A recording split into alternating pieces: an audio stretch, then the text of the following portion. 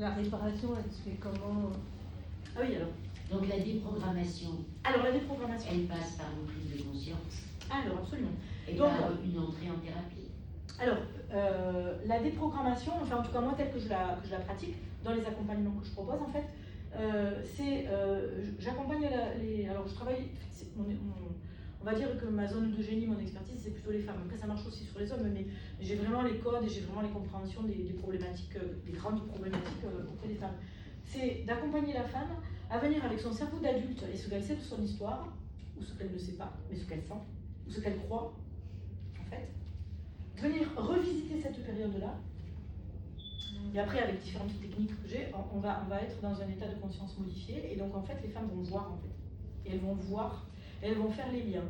Alors ça peut être tout à fait, comment dire, parallèle à des choses comme de la PNL, avec voilà, c'est des états modifiés de conscience, de l'hypnose, voilà. C'est plutôt constellatoire moi, la façon dont je travaille sur les éléments matriciels. Et donc en fait, une fois que la femme adulte ou l'homme adulte comprend et fait les liens, et qu'en fait il fait les liens entre des choses qu'il a déjà travaillées psychiquement chez un psy et tout ça, hein, et qui vient vraiment retraverser la vibration, parce qu'en fait, depuis le début je vous parle de chimie en fait, hein.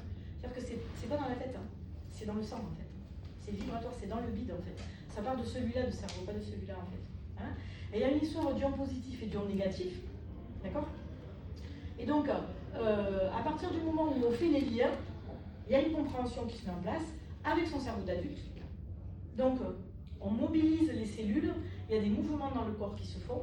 Et d'ailleurs, je n'ai pas abordé cette partie-là, mais moi, j'ai aussi travaillé beaucoup avec les mémoires matricielles sur le périnée psychique, sur tout ce que les femmes prennent mal là, en lien avec les pressions psychiques et les pressions émotionnelles. Ça, c'est un autre aspect.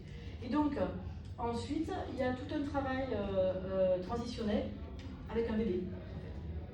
Et donc il y a tout un travail de réidentification au bébé qu'on a été, et il y a un travail que je fais avec la femme adulte et le bébé, et donc il y a un travail de réparation, voilà, sur la base, sur des bases de reprogrammation de type PNL, de type phrase de réparation, de constellation.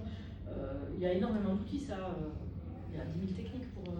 Mais il faut d'abord faire les liens, c'est-à-dire qu'il faut d'abord que le cerveau d'adulte viennent récupérer la mémoire émotionnelle et viennent la comprendre et fassent les liens. En fait. Ils fassent les liens. C'est-à-dire que le cerveau doit comprendre ce qui s'est passé réellement. C'est-à-dire que non, c'est pas la vérité vraie, on la connaît pas en fait. Mais ça passe en termes émotionnels. Et donc en fait, ça peut être des ressentis qu'on a et qui sont peut-être pas justes de ce qui s'est vraiment passé, mais c'est des ressentis. Nous, c'est notre croyance à nous, c'est ça, c'est que quand on était petit, c'est passé ça. Mais c'est peut-être pas du tout ça qui s'est passé. Donc c'est ressenti réel, donc vécu ou suivi, et imaginé. Parce que c'est chimique en fait. C'est chimique. Moi je donne souvent l'exemple, par exemple, d'une situation moi, qui a été mon cas. Mon petit garçon de 1 an et demi, il dormait dans son lit à barreaux, il faisait la sieste. Et quand j'emmenais sa grande sœur au théâtre le mercredi, je le laissais 8 minutes, j'allais au bout de la rue au théâtre, je déposais la grande et je revenais. Un jour, il s'est levé de son lit à barreaux, il est descendu de son lit à barreaux, et quand je suis arrivée, je l'ai trouvé en train de hurler dans le hall. Parce que c'est vrai, il s'est réveillé, il s'est retrouvé tout seul. Des années après, il racontait que je l'avais abandonné et qu'il était resté tout seul dans la maison toute la journée.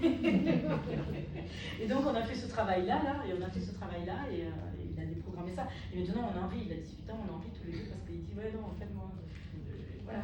Lui du haut de ses 1 an et demi, son vécu émotionnel c'était ça quoi. Je me réveille, j'appelle maman. D'habitude quand j'appelle maman, maman arrive, me sort de mon lit. Et là, maman n'était pas là, il y avait personne, la maison était vide, j'ai hurlé. Je suis descendue de mon lit à barreaux et j'étais là dans le hall de la maison. Maman, maman. Voilà. Donc ça c'est typiquement une blessure qu'on peut percevoir comme une blessure de rejet, une blessure d'abandon total, qui crée vraiment une souffrance émotionnelle puissante et qui ancre une vérité qui n'est pas vraie. Qui n'est pas vraie.